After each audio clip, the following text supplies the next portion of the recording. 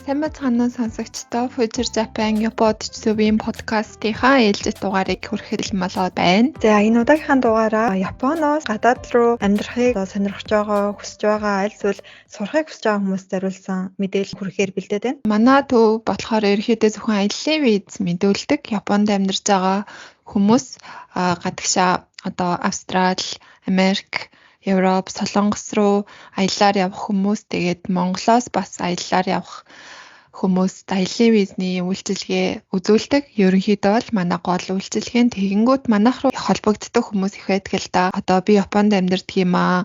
Солонгос руу ажиллахаар одоо амьдрахаар явж болох уу? Америк руу амьдрахаар явмаар байна. Австрали руу тэр чигээрээ удаа амьдрах виз байна уу гэдгийг их асуудаг.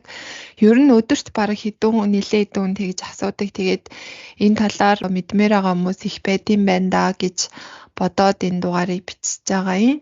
Гэхдээ бид хоёрын зүгээс хүргэх мэдээлэл болохоор ерөнхий мэдээлэл хүргэн. Тийм болохоор хэрвээ илүү дэлгэрэнгүй мэдээллийг авахыг хүсэж байгаа хүн байвал ийм төрлийн виз байдсан биш үү гэж өнөөдөр мэдэж аваад тэгээ тэрийгээ өөрөө яг нарийн сайн судлаарай. Тэгэхгүй бол энэ визний асуудал гэдэг чинь цаг одоо жил болгоо ингээ өөрчлөгдөж идэг.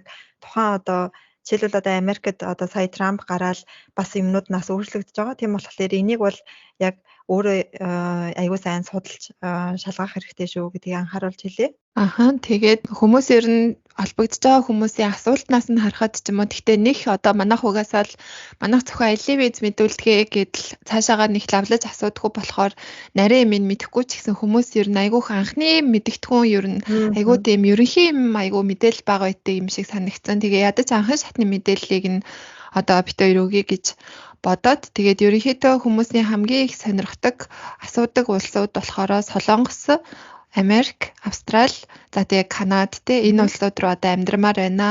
Японоос ийшээ явмаар байна гэж их асуудаг. Тийм сурмаар байна, амьдрмаар байна, ажилламаар байна, амьдрах виз байна уу гэж их асуудаг. За тэгэхээр амьдрах виз гэдэг маань ер нь олвол бид нар одоо Монгол улсын паспорттой Монгол хүмүүс өөр хоёр дахь оронд амьдрах юм бол амьдрья гэх юм бол ажиллах, аль эсвэл сурах, аль эсвэл гэр бүлийн хүнтэйгээ хамт одоо дагалдан визээр нь амьдрах тийм л одоо шаардлага байж ич, боломж байж ич бид нар тэр улсуудад амьдран. Тэгэхээр амьдрах виз гэсэн нэг виз угаасаа байна гэж байхгүй. Тухайн аль нэгэн улсад амьдрмаар байгаа бол эсвэл сургуульд орох, эсвэл ажилд орох гэсэн ерөнхийдөө хоёр сонголт байгаа гэсэн үг. Тэгэхээр эхлээд тэрийгэ хайж олцоод дараа нь визээ мэдүүлнэ гэсэн ойлголт байна гэдгийг бүр хамгийн ихэнд ойлгох хэрэгтэй байна. За тэгэхээр эхний ээлжинд хоёулаа улсуудаасаа яриад явчих уу? Жишээ олохоо тэр нь арай ойлгомжтой баг. За хамгийн эхлээд Солонгосыг ярих болно. За тэгээд Солонгост одоо амьдрмаар байгаа хүмүүст манайх одоо Солонгосын тийм мэргэжлийн агентлаг гэднэр биш болохоор бүр тийм нарийн мэдэхгүй тийм ээ. Гэхдээ сая хэлснээр ерөнхийдөө бол Солонгост бид нэр амьдрахын тулд ажиллана, аль эсвэл сурна гэсэн үг болно. За тэгэхээр одоо Солонгос руу манай монголчууд маш их бараг 50,000 гаруй тийм монгол хүмүүс амьдардаг гэсэн би зүгээр л өнгөцгөн судалгаа хийх зөндөө мэдээлэлүүд гарч ирж байгаа хгүй. Тэгэхээр бараг 50,000 хүн амьдарч байгаа. Тэгээд Солонгост монгол хүмүүсийн явдаг хамгийн их гарсан гэрээгээр Солонгост ажиллах гэсэн төрөл байдаг. Тэр нь болохоор E9, E10 гэсэн виз байдаг юм байна л та. Тэр нь болохоор Японоор бол нэг дадлагжих ч юм уу эсвэл тогтээ гинэ гэсэн визтэй ерөнхийдөө төстөө байгаа юм. Тэгэхээр E10 нь болохоор одоо усан онгоц монгостой холбоотой тиймэрхүү ажлууд байгаа шиг лээ. E9 нь ерөнхийдөө одоо нөгөө нарийн мэрэгжлийн ур чадвар шаардахгүйгээр одоо барилгах ч юм уу те биеийн хүчний тийм ажлууд голцоо хийх ажил нь болохоор E9 гэсэн виз байгаа юм. Тэгэхээр энийг болохоор Японд ч гэсэн дадлагжигч тогтээгийн эднэрийг болохоор ямар нэгэн байгууллагаар дамжиж заавал шалгалтаа өгч заавал Япон руу ирдэг те тэрнтэй яг ижилхэн тийм Монголд бүртгэлтэй тийм Солонгос руу хөдөлмөр зуучлал хийдэг газруудаар дамжуулж явах байгаа хгүй. Тэгэхээр чин Японд үйл ажиллагаагаа Японд амьдардаг монгол хүнд зориулсан тийм Солонгос руу хөдөлмөрийн гэрээгээр гаргах газар гэж мэдээж байхгүй шүү дээ. Тийм болохоор Солонгост ажилламаар байна гэж байгаа бол нэгдүгээрт Японоосоо Монгол руу буцаад Монголоосоо дахиж шинээр хөөцөлдөх нь зөв гэсэн үг. За тэгээд гэрээтэй ажилчны хувьд бол тийм. Дараа нь болохоор мэдээж одоо нөгөө Японд бид нэр үндсэн ажилтан гэж заншсан байдаг компани одоо яг ижилхэн тухайн Япон бол Япон хүмүүстэй нийжлэхэн, Солонгос бол Солонгос хүмүүстэй нийжлэхэн тийм ажил мэргэжил мэдээж компанид чадвар нь ах юм бол орж чадна. Тэдгээр визнүүдийг болохоор ерөнхийдөө ингээд бүр нэлээд төрөлөөр нь хуваацсан байдаг юм бэлээ. Японыг утгад Япон бол Жимбун Шишки Коксайгиому виза гэд ерөнхийдөө л нэг визэн дээр ингээд компани ажилтан гууд тэр визтэй байдаг бол Солонгост одоо бүр ингээд төрөл болгоноор нь E1, E2, E3 гэл багш гээд техникийн ажилтаа IT ингээд судлаач гээд бүгднгээр нь нарийн хуваацсан байт юм лээ. E1-ээс E7 гэсэн ажлын визүүд байгаа. Тэгээ энэ нь болохоор Солонгосын их сургуулийг заавал төгссөн байх шаардлага бол байхгүй юм лээ. Гэхдээ мэдээж Солонгос үнтэй ижилхнэр Солонгос компани ажиллах учраас хэлний асуудалгүй байх хэрэгтэй. Тэгээд нарийн мэргэжил одоо тухайн албан тушаалд шаардагдах нарийн мэргэжлүүд мэдээж байх хэрэгтэй. Тэгжээж тэр ажилтан тэнцэж орсныхоо дараа ажлынхаа визийг мэдүүлээд явна гэсэн үг шүү дээ, тийм ээ. Тэгэхээр Японоор төсөөлөвлөд бодоход бол жишээлбэл онлайнаар компани үнцэн ажилтнууд бол заавал тийм хөдөлмөр зуучлалын байгууллагаар дамжиж үнцэн ажилд орно гэсэн юм байдаггүй шүү дээ. Тийм болохоор Солонгос ч гэсэн ижилхэн хэрвээ чадвар нь байх юм бол одоо тэр компанид ажилд орж чадаад тэгээ виз мэдүүлж болно гэсэн үг. Тэрийг бол харин Японоос ч гэсэн мэдээж болно шүү дээ. Одоо ингээд онлайнаар бүх юм болцсон байгаа учраас тийм байна. Тэрийг болохоор өөрөө судлаа, солонгос хэлтэй бол солонгос хэлээр, англи хэлтэй бол англи хэлээрээ судлаад ажилдаа орно гэсэн үг. За тэгээ солонгос сурах нь болохоор мэдээж хэлний бэлтгэл, их сургууль, коллеж эднэр суралцаж болно. За тэгэхээр хэлний бэлтгэл суралцахын тулд агентлагаар дамжих юм бол арай илүү хурдан байхыг ер нь зөвлөдөг бид нар. За шууд өөрсдөө нөгөө хуваараа сургууль руугаа холбогдоод орж мэдээж сургуулиасаа хамаарат болохын хувьд болох бах. Тэгэх юм бол эхлээ сургуульдаа тэнцчээд сургуулиасаа одоо тэнцсэн гэсэн бичгээ авдаг зэнжүүтэй төлбөрөө идрээ төлөөд бүх сургуулийнхаа зөвшөөрлийг авсны дараа тэр бичиг баримтаа Солонгосын цагаан ажлын албандаа мэдүүлээд амьдрах визээ мэдүүлээд аавна гэсэн үг. Тийм болохоор Японд байдаг монгол хүмүүс зориулсан Солонгос руу сургах төв гэж бараг байхгүй байх гэж бодож байна. Байхгүй те. Тийм учраас агентлагаар дамжиж Солонгос сурмаар ах юм бол онлайнаар те Японд байхдаа Монголд байгаа газрууд Солонгос руу зуучилдаг газрууд руу холбогдоод одоо асуух ч юм уу те цаг хугацааны хувьд би одоо хизээнээс эхэлж бичиг баримтаа өгж мэдүүлэх юм бол Солонгост одоо сурах боломжтой, Солонгосын оюутны визээ мэдүүлэх боломжтой байна гэдээ асуух ч юм уу. Тиймэрхүү байдлаар явна гэсэн үг болно шүү. Тийм сүүлийн үед бас Японд ажиглаад хахад Японд амьдарч байгаа монгол хүмүүс нэлээд их Солонгосыг их судлаад илээ. Солонгос Японыг бодвол одоо цалингаараа дундад цалингаараа бол дээр орсон, GDP-н ч гэсэн дээр бас орж байгаа. Тийм болохоор Солонгост арай илүү бас мөнгө хураах боломж их юм байна гэж бас хараад ах шиг байна. Дээрээс нь Солонгоснаас монгол хүмүүст арай илүү амьдрахад бас тохирдог юм шиг санагдсан. Одоо тэр нийгэм нь арай илүү Японыг бодвол арай чөлөөтэй. Тийм болохоор бас монголчууд нэлээд тийшээгээ сонирхоод ах шиг үлээ. Тэгэхээр хэрвээ Солонгос руу явж ажиллаж юм уу сурыг гэж бодож байгаа бол тэний эгийг хэлсэн хоёр визний төрлийг сайн судлаад тэгээд өөрөө юу ах нь штэ тий визээ одоо компанид нэг бол одоо үнцэн ажилтнаар явах юм бол өөрөө компанид шалгалт юм өгөөд тэнцээд эсвэл гэрээний ажилтнаар явах юм бол дамжуулдаг байгууллагаар дамжуулуулаад тэгээ явах нь байна тийм ээ. Дараа нь Америкийн талаар ярих уу? За тэгээ Америк ч гэсэн ерөнхийдөө бас том хуваах юм бол Солонгостой ер нь төстэй. Ер нь бүхэл улс орнуудад сая ээгээ тийм хамгийн анх хэлсэн тий. Гэтэ Америкт нэг ондоо зүйл нь юу байгаа вэ гэхээр оргонлын виз гэж байгаа. Энэ нь болохоор одоо тийм оргонол хүсээд тэгээд одоо нэг өсөндөө Америкийн одоо ногоон карт гэдэг дээ шүү дээ тий. Тэрийг авч олно гэсэн үг. За энэний дараа би хамгийн сүүлд нэрээ. За хамгийн эхлээд бол хамгийн амархнаас нь эхлэе гэж бодож байна. Оюутны виз байгаа. За оюутан бол яг л адилхан хэлний бэлтгэл үү, эсвэл коллеж үү, их сургууль, бакалавр одоо юу гэдэг мастер, доктор уу тий. Тэрийгээ бас өөрөө одоо олоод нөгөө сургуульдаа шалгалтаа өгөөд тэгээд визээ мэдүүлээд очно гэсэн үг. За тэгээд юуны хувьд гэх юм бол хэлний бэлтгэлийн хувьд гэх юм бол яг мэдээж Монголоос зурчлаг газрууд зөндөө олон байгаа. Хэрвээ Америкт мэдээж сайн чансаа өндөртэй сургуулиудад орё гэх юм бол мэдээж тэр шалгалтанд нь тэнцэх тийм асуудал байгаа. Тэгэхээр тэрийгээ өөрөө бас бэлтэж байгаа тэнцнэ гэсэн үг.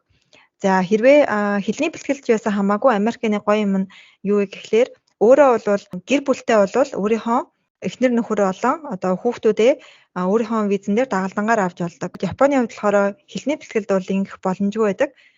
Тийм учраас Америк бол хэрвээ гэр бүлээрээ ирье гэж төлөвлөж байгаа бол гэр бүлийнхаа визийг ч гэсэндээ бас өөр дээрээ хамт мэдүүлж олно гэсэн үг. За оюутны хувьд гэвэл нэг иймэрхүү.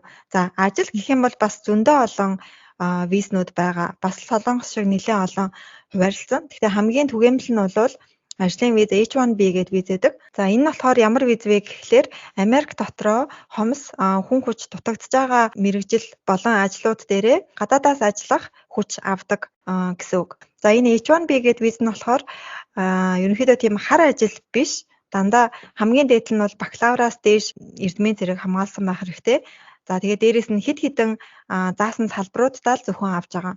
За энэ нь бол жишээлбэл IT, эрүүл мэнд, инженер, банк санхүү, боловсрол судалгаа, хууль гэд явж байгаа. За тэгээ энэ мэргэжлүүдээр хэрвээ бакалавраас дээш зэрэг хамгаалаад за ажилласан ажлын туршлагатай аль эсвэл одоо эрдмийн зэрэг ч юм уу тийм юм байгаа бол энэ H1B-д мэдүүлэх боломжтой болно. За энэ ажлын H1B гэдэг визийг яаж мэдүүлдэг вэ гэхлээр хамгийн эхлээд за мэдээж Америкт байхгүй байгаа юм чинь одоо орохыг хүсэж байгаа тэр компани руугаа компанида шалгалт өгөөд за эхлээд компаниасаа одоо манад ажиллаж болно гэсэн зөвшөөрлийн бичгээ авна. За тэгээд зөвшөөрлийн бичгээ авсныхаа дараа ажил нь тухайн тэр одоо компани нь энэ визийг нь өмнөөс нь мэдүүлж өгдөг гэсэн үг. За тэгээд энэ виз нь болохоор зүгээр ч нэг олгогддог виз биш, суглаагаар олгогддог. Тэгээд жил болгоны 3 сард энэ суглаа нь явагддаг. За тэгэхээр нэлээд одоо юутэй гэсэн үг бас аз туршсан гэсэн үг. Одоо дан ганц компанида тэнцээд орчихгүй давхар дахиад бас суглаа явж идэг гэсэн үг. Тэгэхээр бас нэлээд өндөр шаардлагатай. За дараагийнх нь болохоор энэ болохоор одоо миний ярих байгаа юмнууд дандаа green card байгаа шүү. За энэ одоо нэг монголчуудын ярьж амжсан одоо ногоон карт гэдэг чинь дотроо зөндөө олон одоо хуваагдсан байгаа. Зөндөө одоо олон төрлөөр тэр green card-ыг ногоон картыг авах боломжтой байдаг. За энэний нэг хэлбэр нь юу юм бэ гэхээр жишээлбэл за саяныхтай ерөнхийдөө H1B-тэй жоохон төстэй эхлээд компани өөрөө олоод тэгээд тэр компаниараа өөрийгөө спонсорлуулна гэсэн үг. Тэгэх юм бол green card-ыг авах боломжтой байгаа. Тэгэхээр тэр компани нь одоо тэр H1B суглааны ажлын виз биш шууд green card-д спонсорлож өгнө гэсэн үг. За энийг бол мэдээж бас компани материалуудыг нь бүрдүүлээд тэгээд цааш нь бас явуулна. Гэхдээ энэ хоёр янз байгаа. Компани нь бүрдүүлэх байгаа, аль эсвэл өөрөө бас бүрдүүлэх гэсэн юм хоёр янз байгаа. Тэгээд за энийг бол нэлээд бас юу адаг монголчууд энэ визээр бас зөндөө их явдаг. Компаниараа шууд спонсорлуулад явчихна гэсэн үг. За дараагийнх нь бол өөрийгөө спонсорлох green card гэж байгаа. За энэ болохоор хэрвээ та гоц авьяастай аль эсвэл одоо урлаг спортод өндөр амжилт үзүүлсэн эсвэл Америкийн одоо энэ заасан хэдэн салбарт нь эрдмийн зэрэг хамгаалсан ч юм уу аль эсвэл ажилласан туршлагатай байх юм бол өөрийгөө спонсорлоод одоо green card мэдүүлж олно гэсэн үг. За энэ нас дотроо бас хэд хэдэн төрөл байгаа. Ерөнхийдөө таймлаад хэлэх юм бол green card нь бол за компаниар спонсорлуулга аль эсвэл өөрийгөө спонсорлох. За аль эсвэл нөгөө бидний мэддэг green card-ны суглаа гэж байдаг.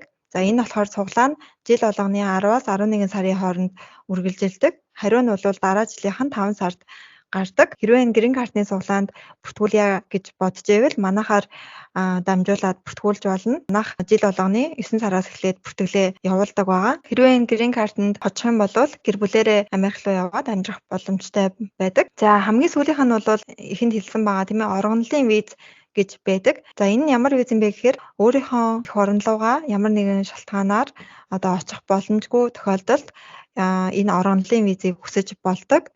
За тэгээд энийг одоо хүсэх нэг юу нь болохоор шаардлага нь болохоор заавал өөрийн биеэр яг одоо тэр визээ мэдүүлж байхдаа Америк нэгдсэн улсад өөрөө байх хэрэгтэй. За энэ визийг бол монголчууд нэлээд их мэдүүлдэг юм байлээ. Аялын виз энтрээр ирчээд тэгэнгүүтээ оргонлын виз гэсээд Монгол одоо юу гэдэг те явхад ингээд одоо надад болон аль зүйл ингээд миний гэр бүлд ингээд аюул тулгараад байна ч гэдэг юм уу те одоо ямар нэгэн шалтгаан байгаа бол тэрийгэ хэлээд тэгээд оргонлын виз хүсч болд юм билээ. Тэгээд энэ оргонлын визээ хүсээд хүлээж авах хооронд нь ажиллах эрхийг нь өгчдөг. Тийм болохоор хариугаа гартлаа ингээ ажиллаад байж гэн гэсэн үг. Тэгээд энэ оргонлын виз одоо өөр орны ч гэсэндээ маш олон хүмүүс мэдүүлж байгаа болохоор хүлээлгийн хугацаа нэлээд урт байд юм лээ. Тэгэхээр энэ визээ гартал ерөнхийдөө Америк дотроо тэгээд ажиллаад байдаг гэсэн үг. За ийм байна да. Америкийн хувьд ерөнхийдөө таймдад хэлвэл нэг ийм хэдэн визүүд байна. Одоо энэ оргинлын виз гэдэг нь Японоор бол намын визэг хийдэг шиг тэр юм шиг байна тий. Япон бол ерөөсөө энэ намыг авдаггүй тий оргинлын визэг. Тий. Гэхдээ нэг ганц нэг монгол хүмүүс мэдүүлсэн байдаг юм шиг лээ. Гэхдээ мэдүүлээд та бүр нөгөө харамсаад тий одоо тэр чин нэг мэдүүлчих юм бол Монгол руугаа буцаж чадахгүй. Тийм тэгээд одоо мэдүүлснээ одоо буцааж татаад тэгэх юм бол шууд Монгол руугаа явна. Тэгээд дахиж Япон руу орж ирж чадахгүй ч юм уу нэлээд хэцүү байдаг. Тэгээд одоо нөө Трамп гарч ирээд хүмүүсийг гаргаад байгаа гэдэг байгаа нэг оргинлын виз хүссэн хүмүүс гэсэн үг. Үгүй одоо яг хамгийн ихний ээлжинд гаргаж байгаа нь бол хууль бусаар одоо нэгсэндээ хараар амьдраад дээрээс нь гинт хэрэг хийсэн хүмүүсийн тийм лист байд юм лээ. Тэднийг хамгийн эхлээд гаргаж байгаа. Гинт хэрэг одоо хийцэн тэгээд хийцэн ч гэсэн ялаа идлээд гарцсан ч юм уу. Альсвал яг одоо ялаа идэлж байгаа. Альсвал нэг одоо шүүх хурланд болж байгаа энэ төр гэсэн хүмүүс байгаа шүү дээ. Ямар ч байсан ямар нэгэн байдлаар гинт хэрэг альсвал осгол аваар ч юм уу одоо сохтуугаар жолоо ирж агаад аваар гаргадаг ч юм уу тиймэрхүү ямар ч байсан тэр нэг шүүх хуралд одоо орсон ч юм уу тийм хүмүүсийг ингээд улсаар нь юу н гарцсан байлээ хүнийх нь тоон ингээд жагсаалт нэртэй нь тэгээ Монголоос бол 400 хэдэн хүн байсан. Яг тэр одоо албатан гарах хүн. Зөв. Одоо манайхаар нөгөө аялын виз мэдүүлж байгаа хүмүүс ойрд Трамп гараад виз яах бол гэдэг айгүйх бичээдсэн. Энэ бол угаасаа ямар ч хамаагүй зүйлтэй. Одоо ийм олон төрлийн одоо угаасаа Америкийн виз чи ерөнхийдөө иммигрант, нон иммигрант гэд хоёр янз байгаа ш тий. Аялагч, аль эсвэл цагаач гэд. Тэгээд энэ бидний мэдүүлж байгаа виз чи одоо энэ цагаачлын визтэй байнга амьдрах визтэй ямар ч хамаарлахгүй зүгээр л аялах байгаа турист гэсэн үг. Тэр болохоор Трампийн тэр одоо бодлогот нь ямар ч хамаагүй. Тэгэхээр энэ тустай юм яваад байгаа тий. Тэгэхээр ямар ч санаа зовлтгүй Америкийн виз мэдүүлж болно. Тий. Яг Америк энэ одоо яг энэ Трампийн гаргаад байгаа бодлого нь болохоор хууль бусаар ялангуяа энэ Мексик эндрээс айгүй олон хүмүүс орж ирээд энэ одоо ажлыг нь ингээ булаагаад байгаа. Тийм болохоор яг өөрсдийнхөө үндсэн иргэдтэй ажлыг нь одоо илүү олоод илүү өндөр үнэтэй цалинжуулахын тулд тэр одоо хараар байгаа хууль бусаар байгаа хүмүүсээ л гаргаж явуулах гэдэг юм л л дээ. Дээрээс нь бас тэр хүмүүс нь айгүй их юу хийдэг, гэмт хэрэг энэ төр айгүй хийдэг. Зөв. Окей. За Америкийн талаар, Австралийн талаар ярих болно. За тэгээ Австралийн виз болохоор манайх Монголоос, Японоос Австралийн аяллаа виз мэдүүлдэг. Тэгээд Австралийн виз нь нодлон буюу 24 оны 6 сар 7 сар хүртэл аяллаа визээр очоод тэндээ аяллаа визээсээ шууд сургуульд ороод ч юм уу шууд солилж болдог байсан. Маш гоё байсан. Тэгээд манайхаас ч гэсэн тэгж явсан амьдарч байгаа хүмүүс байгаа Австральд. Гэхдээ нодлон 7 сараас эхлээд энэ нь болохоо болцсон. Зөвшөөрдөггүй болсон гэсэн үг. Тэгэхээр яг одоо Япон шиг аяллаа визээр очих юм бол аяллаа визээрээ очичоод буцаад ирэн тэндээ амьдрахаар үлдэх боломжгүй болсон байгаа. За тэгээд яаж Австральд амьдрах уу гэхээр яг л эзлэхэн ажилд орж юм уу сургуулиар мэдээж явна. Хамгийн их Австрали руу явж байгаа амьдрахаар явж байгаа нь хэлний бэлтгэл болон магистраар хүмүүс Монгол хүмүүс айгүйх явдаг юм лээ. За тэгээд хэлний бэлтгэл коллеж, магистр их сургууль эднэрээр яваад тэгээд Япон болол ингээд хэлний бэлтгэлээ заавал макс 2 жил төгсөх ёстой. Тэгээд дараа нь тэгэх ёстой гэд ингээд заасан бидэг. Австралид болохоор хүмүүс ингээл янз бүрийн сургуульд ороод төгсөөл тэгэл визээ сунгаал яваад идэм билээ. Одоо хэлний сургуулаа төгсчих юм бол нэг коллежд ороод тэгэхээр бүр ингээд зөндөө олон сургууль төгссөн. Тийм Австралид амьдарч байдаг олон жил амьдардаг хүмүүс зөндөө байдаг юм билээ. За тэгээд Австралиас Америкт ажиллахан хэлний бэлтгэлд сурж байгаа ч гэсэн гэр бүлийнх нэгээ татаж болдог болохоор гэр бүлийнх нь үнээс нэг л хүн одоо оюутных нь виз нь гараад явчих юм бол гэр бүлээрээ хүүхдүүдээ эхнэр хүүхдээ аваад явах боломжтой болохоор тэгж бас айгүй их явдаг. За оюутны визээр явах юм бол одоо 20 цаг байсан баха ажиллах хэрэгтэй. Японтой жоохон төстэй юм билээ. Тэгээд Австралид болохоор 7-7 хоногоор байрны мөнгө сургалтын төлбөр эднэрээ 7-7 хоногоор төлдөг болохоор тэгээ нэлээ өндөр үнэтэй. Тийм болохоор нэлээ бэлтгэлтэй тэгж явсан зүгээр Угаасаа тэгтээ бүх хөл явдал руу явахад бэлтгэлтэй л явах хэрэгтэй л дээ. Хэлний бэлтгэлийн хувьд бол одоо Японд байгаа хүмүүс Австрали руу одоо сурмаар байна гэх юм бол эндээсээ Австралид байгаа сургууль руу өөрсдөө төгсөлтөө өгөөд аплайдж болно. Тэгэх юм бол тодорхой хэмжээний бас англи хэлний мэдлэг заасан одоо тэднийг сонгоо. Тэгээ зарим нөгөө улсуудыг ингээд ранкаар хуваацсан мэт юм билээ. Тэгээ Австралид болохоор манай Монгол нэлээд жоохон доошоогоо одоо нөгөө төвшин доогуур байдаг. Тэгэнгүүт одоо нөгөө хүлээж авах сургуулиуд нь жоохон хязгаарлагдаад эхэлдэг. Зарим сургууль нь Монгол оюутан авахгүй эднэр гэдэм билээ. Тэгээд Монгол оюутан авах боломжтой сургууль руу нөөрөө хүсэлтээ өгөөд төлбөр эднэрээ төлөөд сургуульд орох зөвшөөрлийн бичгээ авсан байх юм бол оюутны визээ бол манайхаар мэдүүлж болно. За тэгээд оюутны визний хувьд болохоор манай үйлчилгээний төлбөр 50,000 йен гэж байгаа. За тэгээд визний хураамж нь маш өндөр Австрали. Одоо Японд бол оюутны виз мэдүүлэхэд чинь ямар ч төлбөр төлдөггүй шүү дээ. Австралид оюутны виз мэдүүлэхэд визний хураамж нь 1600-аад Австрали доллар буюу 18,000 бараг 20,000 йений 200,000 йений визний хураамжийг одоо тэр Австралийн цагаачлалын албанд нь төлжээж визээ мэдүүлдэг. Тэгэхээр бүр амар үнэтэй. Тэгээд манай монголчуудын визаас татгалзах гарахгүй нь бас юутай байдаг болохоор нэлээд жоохон санхүүгийн төлөвлөгөөтэй байжээж Австрали руу виз мэдүүлэхээр ажлын хувьд болохоор хүмүүс хүнээсээ мэдээж шалтгаалаад хэлний бэлтгэл их сургуулаа төгсөөд Австралийн компанид ажилд орсон хүмүүс зөндөө байдаг. Аль эсвэл Австралийн нөгөө цалин эрэгтэй хүмүүс нь барилга дээр ажил хийдэг гэж агих ярьдаг шүү дээ. Тэр нь бол үнэхээр гайгүй цалин өндөртэй. Тэгээд тэр сургуульд яваад сургалтын төлбөр төлөөд сургуулийнхаа визээр ажил хийдэг тийм хүмүүс их байд юм билээ. Тэгээд бас хэрвээ шууд Японоос одоо үнцэн ажилтнаар явъя гэх юм бол Австрали руу бас яг Америктэй адилхан өөрөө компани олоод компани өөрийг нь спонсорлоод тэгээд виз мэдүүлээд одоо тэр Австрали дотроо одоо тэр ховордож байгаа мэрэгчлүүд гэж байгаа. Одоо жишээлбэл IT, одоо юу гэдэг нь сантехник, эмч энэ төр гэх тий эрүүл мэндийн салбар гэдэг тэр салбаруудад бас мэдээж орох боломжтой. Гэхдээ өөрөө компани одоо спонсор их компани авах хэрэгтэй гэсэн үг. Энэ нь бас нэлээд хэцүү. Тэгэхээр тэр компани Америк ч гэсэндээ адилхан компани нь одоо яагаад Австрали дотроос Америк дотроос хүн авахгүйгээр ингэж гаднаас заавал хүн авах ямар шаардлагатай байгаа вэ гэдгээ тэр юунд иммиграшнд одоо тэрийгэ батлах хэрэгтэй. Тэгэхээр нэлээд бас хэцүү байд юм бэлээ. Одоо үнэхээр л яг тийм ховорцсон л мэрэгжил биш болвол аль эсвэл одоо ямар нэгэн тэнд одоо тий дотор байгаа хүмүүсээс илүү одоо чадвартай л биш болвол яг ороход үнцэн ажилтнаар бас гаднаас ороход бол нэлээд хэцүү. Тийм тэгээд саяны нөгөө яаралтай хэрэгцээтэй мэрэгчлүүд гээд бүр ингээд айгүй тодорхой гаргацсан лист байдаг юм лээ. Тэрэн дээр одоо нөгөө Японд их хүмүүс хийдэг кайго тий асаргааны ажил эдгээр маш их байд юм лээ. Тэгэхээр тиймэрхүү анханасаа нөгөө энэ ажлуудыг анханасаа хийх юм бол Австралийн нөгөө байнгын оршин суух өсөж болно гэсэн заасан мэрэгчлүүд байдаг. Тэгэхээр удаан хугацаагаар тий Австралиа сууршия гэж бодож авах юм бол анханасаа тэр мэрэгжилтэнд аплайдах ч юм уу тиймэрхүү нэлийн төлөвлөгөөтэй үзэх хэрэгтэй гэж бодож байна. Яг зөв. За би хамгийн сүүлд нь Канадын талаар ярив. За Канад бол ерөнхийдөө яг л саяны ярьсан орнуудтай адилхан оюутны виз, ажлын виз, за тэгээ байнгын оршин суух виз гэдэг 3 төрөл байж байгаа. За оюутны виз бол ойлгомжтой. Хэлний бэлтгэл болон их сургууль, бакалавр, коллеждоо өөрсдөө одоо сургуулаа олох юм уу аль эсвэл одоо зуулчилж байгаа байгууллагаар нь зуршлуулад орно гэсэн үг. За энийг бол энэ хөнгөн яриа. За тэгээд дараа нь болохоор ажлын визний талаар гэвэл яг адилхан өөрөө компани олоод за тэгээд компаниасаа ажиллах зөвшөөрөл авна. За маань Японоор бол шар худаас. За тэгээд тэрийгэ чинд өгөөд өөрөө виз мэдүүлнэ гэсэн үг. За тэгээд энэ ажлын виз нь болохоор дотроо 2 төрөл байж байгаа. Нэг нь болохоор одоо зөвхөн тэр зөвшөөрөл авсан газараа л ажиллах хэрэгтэй.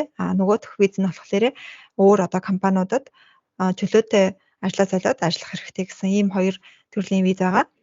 За тэгээд байнгын оршин суух виз нь болохоор за эрэлттэй байгаа мэрэгчлүүдийг эзэмшсэн аль эсвэл одоо судалгаа шинжилгээ, эрдмийн зэрэг хамгаалсан ч юм уу тийм болвол өөрөө өөрийгөө спонсорлоод байнгын оршин суух виз мэдүүлж болно. За энэ нас ерөнхийдөө юутэй Америктэй бас ижилхэн шугамаар явдаг. Ерөнхийдөө энэ өндөр хөгжилтэй орнууд чинь гадаадаас одоо өөрийнхөө одоо нэгсэндээ иргэн болгож одоо ямар хүнийг авах вэ гэхээр одоо өөрт нь байхгүй байгаа ч юм уу эсвэл өөрт нь дутагдж байгаа тэр мэрэгчлүүд дээрээ л авдаг. За тэгээд мөн Америктай адилхан бас орон нутгийн виз байгаа. Тэгэхээр бас монголчууд эхлээд аяллаар очичоод тэгээд бас энэ орон нутгийн визийг бас хүсээд тэндээ бас суурьдаг хүмүүс их байдаг. Тэгээ Канадын хувьд гэх юм бол энэ ажлын визэнч тэр орон нутгийн визэнч тэр энэ байнгын оршин суух гэдэг энэ бүх визнүүд нь Америкийг бодвол арай гарал цаатай байдаг. Америк бол нэлээд хатуу. Канадын хувьд бол нэлээд бас визнийхаа энэ шалгууруудыг ч гэсэндээ султгаад тэгээ ер нь гадаадаас ингээд ажиллах хүчин авъя гэдээ бас нэлээд опен болгосон. Тэгээ тийм болохоор хэрвээ Америк арай хэцүү гэж бодож байгаа хүмүүс ахын бол бас Канад бас зүгээр ээж магадгүй амьдрахад таатай. Америкийг бодох юм бол арай аюулгүй тэгээд арай сэлүүхэн ч гэдэм үү те. Тийм болохоор Канад бас айгүй зүгээр ээж магадгүй. За тэгээд энээс гадна гэх юм бол мэдээж Англи тэгээд Шенгений орнуудыг бас монголчууд их сонирхдаг. Тэгээд энэ улсууд ч гэсэн адилхан яг л адилхан саяны хоёрын хэлсэн орнуудтай адилхан ажлын виз, байнгын оршин суух виз, альсвал оюутны виз гэдэг ерөнхийдөө томоор хэлэх юм бол ийм 3 төрлийн визүүд байгаа. Тэгээд бид хоёр оюутны виз, ажлын виз, тэгэл гэрээний ажилтан гэдэл ярьлаа л да. Гэхдээ ерөнхий визнүүдийн төрлөн л эднэр одоо хажуугаар нь хөрөнгө оруулагч те өөрөө компани байгуулад эдгээр улсуудад амьдарч мэдээж болно. Аль эсвэл эдгээр улсуудын иргэншилтэй хүнтэй гэрлээд амьдарч болно гэсэн янз бүрийн одоо урлагийн ч юм уу те ямар нэгэн одоо энэ улсад одоо урлагийн үйл ажиллагаа явуулна гэдэг юм уу янз бүрийн тийм жижиг сажиг юмнууд мэдээж зөндөө байгаа. Тийм яг зөв. Тийм ерөнхийдөө хэлсэн болохоор яг өөрсдийн хүн болгоны нөхцөл байдал нь ондоо байгаа. Тэгэхээр яг өөрийнхөө нөхцөл байдалд тааруулаад ямар визээр аль улс руу очиж амьдрах юм бол илүү зүгээр нэ гэдэг ямар сайн судалж агаад явах хэрэгтэй. Тийм судалж агаад гиснээс ер нь одоо тэр манахаас хандаж асууж байгаа хүмүүсийг ингээд хараад хахад судалгаа шинжилгээ айгүй бага. Яг нь судалж байгаа болоод манайх руу бичиж байгаа нэг судалгааны хэлбэр нь л байх л да мэдээж. Гэхдээ Японд ингээд их хвчлэн Япон онцгүй таалагдахгүй таарахгүй байгаа болоод өөр улс руу явхаар магадгүй шийдэж байгаа бодож байгаа гэж магадгүй. Гэхдээ Япондоо эрэхтэй ч гэсэн магадгүй судалгаагаа бага хийгээд хэлгүй ирээд Япон хэлээ сайн суралгүй ирээд ямар ажил хийх өөрийнх нь виз ийм хийж болдсон байна. Ажлаа сольж болдсон байна. Сольж болдгүй юм байна.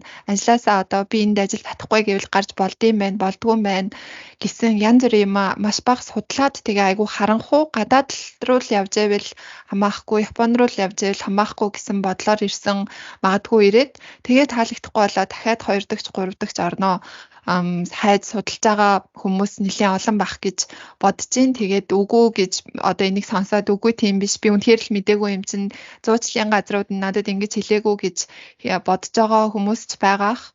Миний яриа нэг тийм таалагдахгүй хүмүүс ч бас сонсож байгаа хүмүүс байгаах. Гэхдээ хүн болохоо одоо битэрийн нэг өөртөө болоод өөртөө компани болоод гэж хэлж байгаа ч гэсэн яг зах зээл дээр бол одоо энэ үнцэн ажилд зуучилдаг ч гэсэн янз бүрийн одоо байгууллага, зуучлалын байгууллагууд гараад ирсэн байгаа.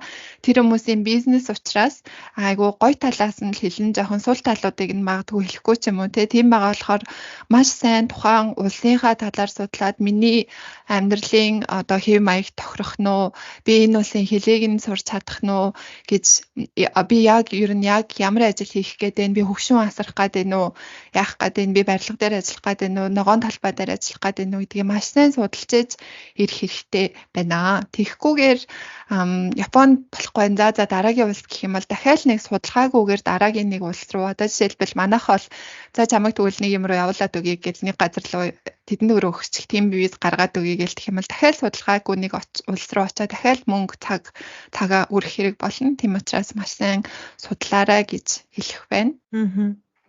За хэрвээ саяны ярьсан улсуудаас Америк, Австрали, Канада гэсэн улсууд руу сурахаар явах гэж байгаа хүмүүс ахын бол за өөрөө сургуулаа олоод за тэгээ манад хандаад визээ мэдүүлэх боломжтой байгаа. За тэгээд өнөөдрийн энэ дугаар хэрэгтэй үндэ хэрэг болсон болов уу гэж найдаж байна. Тэгээд янз бүрийн хүмүүс сонсож байгаа болохоор нөгөө толгоон жоохон эргэсэн байж магадгүй. Манайх Япон болон Америкаас үйл ажиллагаагаа явуулдаг аялын визний үйлчилгээ үзүүлдэг агентлаг байгаа юм. Тэгээ бид нарт болохоор одоо ялангуяа Японд байгаа хүмүүс Японоос дахиад 3 дахь орн руу одоо амьдрахаар явмаар байна гэсэн асуулт их ирдэг учраас за Японоос өөр улсууд руу амьдрахаар явхад одоо ямар үе шатууд байдаг вэ гэдэг талаар бид хоёр мэдээлэл өглөө. За тэгээ дараагийн дугаараараа эргэн уулзцгаая. Түр баяртай. Баяртай.